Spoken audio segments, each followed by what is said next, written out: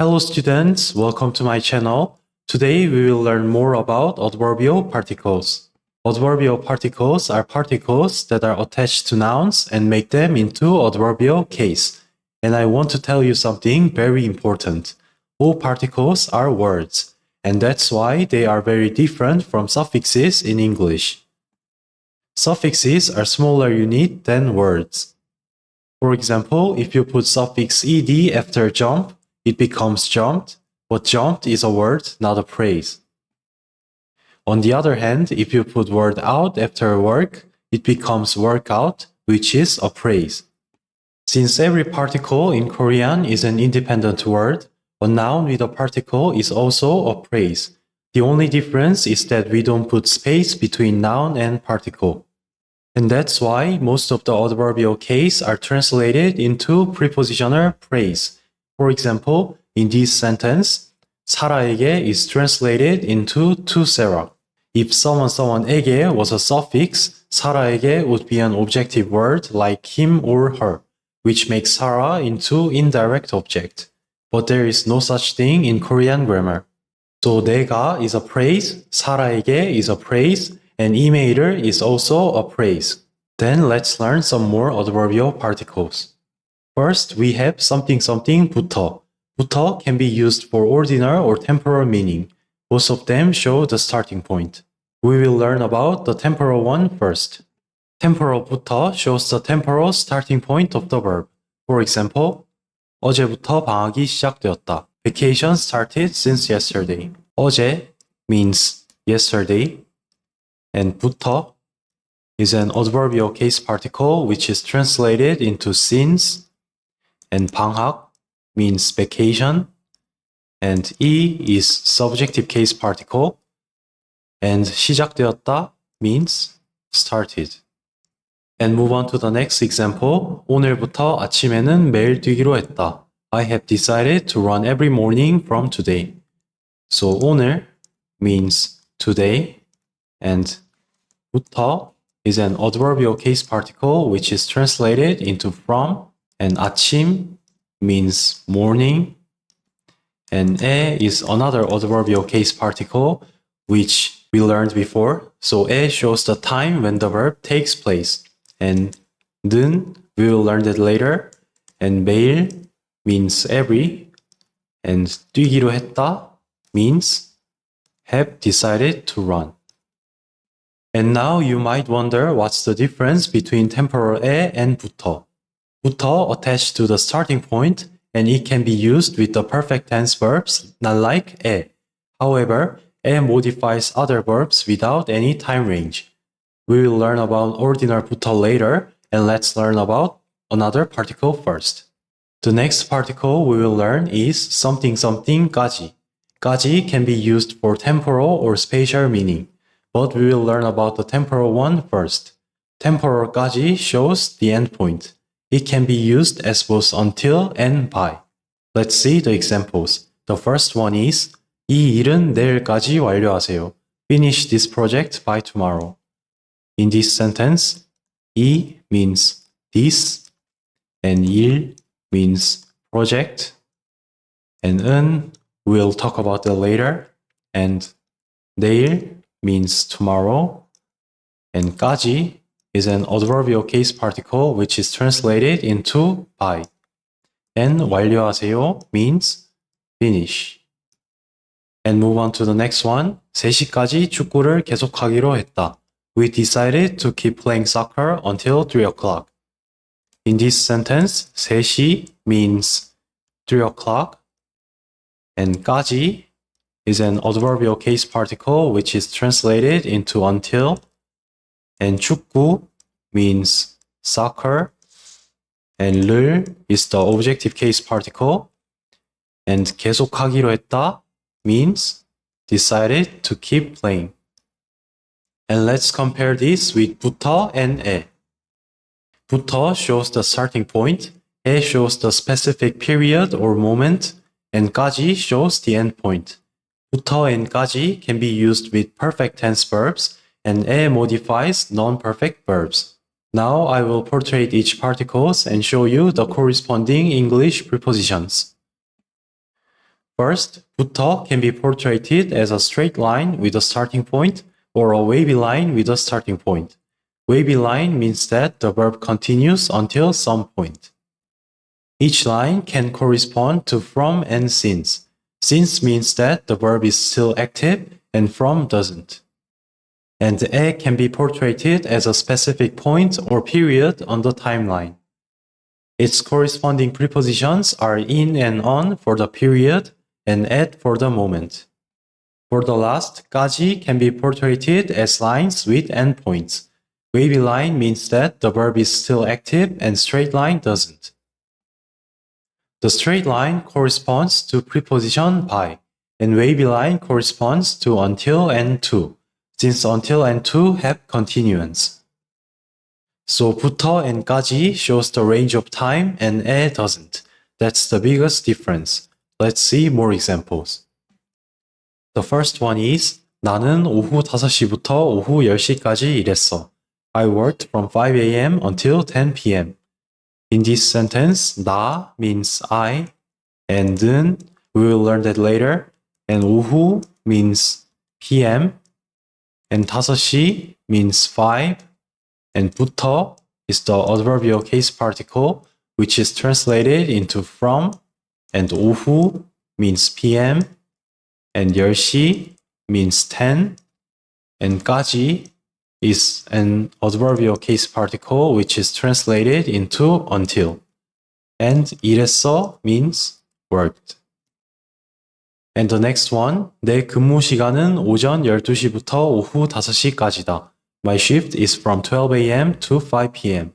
Here, 내 means my, and 근무 시간 means shift, and 은, we will learn that later, and 오전 means a.m., and 12시 means 12, and 부터 is adverbial case particle which is translated into from, and 오후 means p.m., and 5시 means 5, and 까지 is adverbial case particle which is translated into to, and 다 means is. And let's learn about the ordinal 부터. Ordinal 부터 shows the ordinal starting point. For example, 앞에 계신 분부터 오세요. Please come forward starting from the front. In this sentence, 앞 means the front, and 에 is adverbial case particle which show the place where the verb takes place.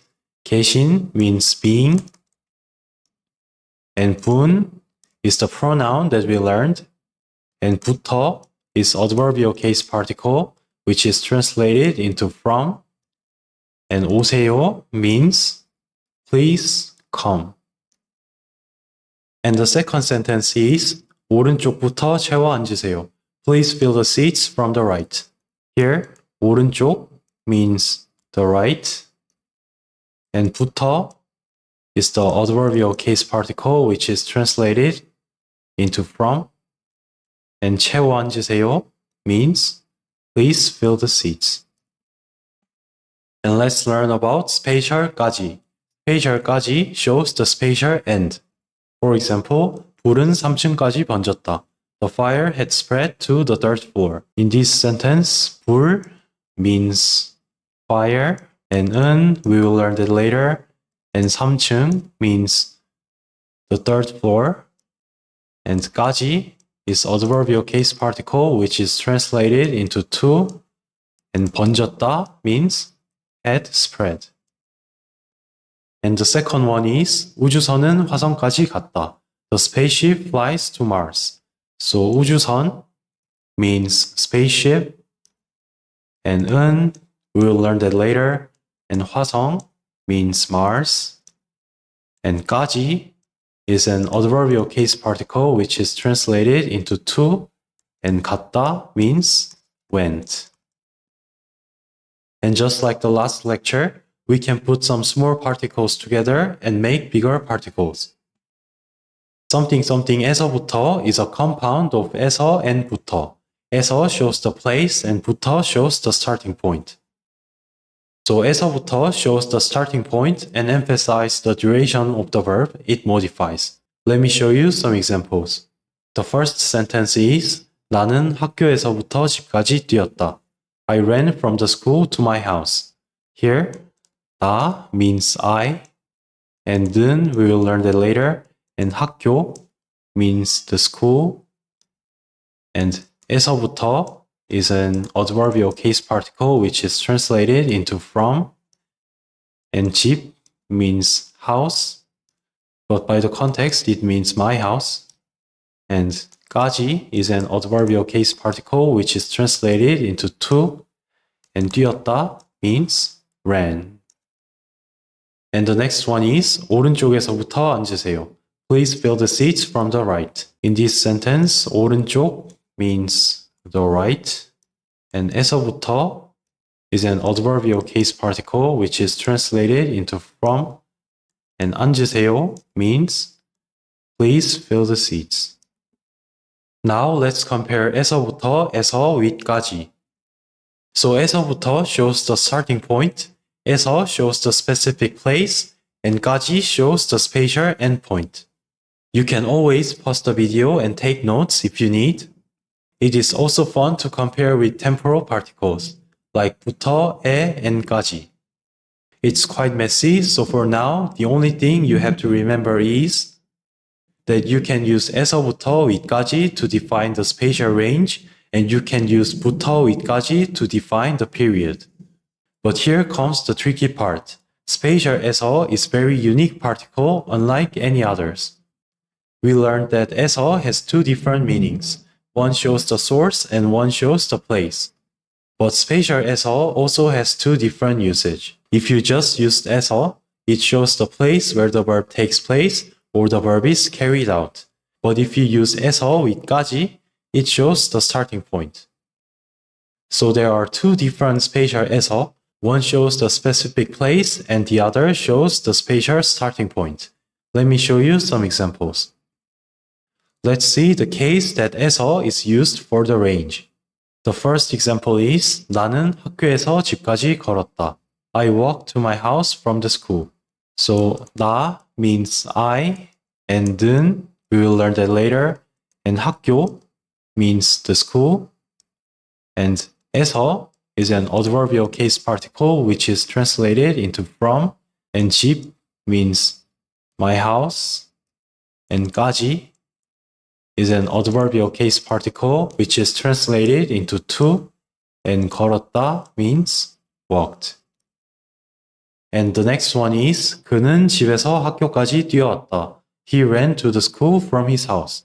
In this sentence, 그 means he, and 는 we will learn that later, and 집 means house, but by the context it means his house, and 에서 is an adverbial case particle which is translated into from, and 학교 means the school, and 까지 is an adverbial case particle which is translated into to, and 뛰어왔다 means ran.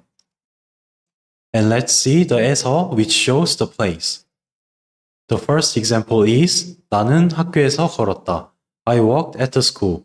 In this sentence, 나 means I, and 는 we will learn that later, and 학교 means the school, and 에서 is an adverbial case particle which is translated into at, and 걸었다 means walked. So it could be walking in the hallway or walking in the playground. And moving on to the next, 그는 집에서 뛰었다. He ran in his house. So 그 means he, and 는 we will learn that later, and 집 means house, but by the context it means his house, and 에서 is an adverbial case particle which is translated into in, and 뛰었다 means ran. Like he was running around in the house, or maybe he was running on the treadmill. So you can use both 에서부터 and 에서 with까지 to show the range of space. But 에서부터 always shows the starting point, while 에서 have to be used with something something까지 to show the starting point. And 에서부터 and 에서 have different nuances. 에서부터 emphasize the starting point and duration of the verb, while 에서 just show the static, fixed range of space. And that's why you should use 에서 if you want to talk about specific distance. Let's see some examples. So the first sentence is 서울에서 부산까지는 차로 5시간이 걸려요.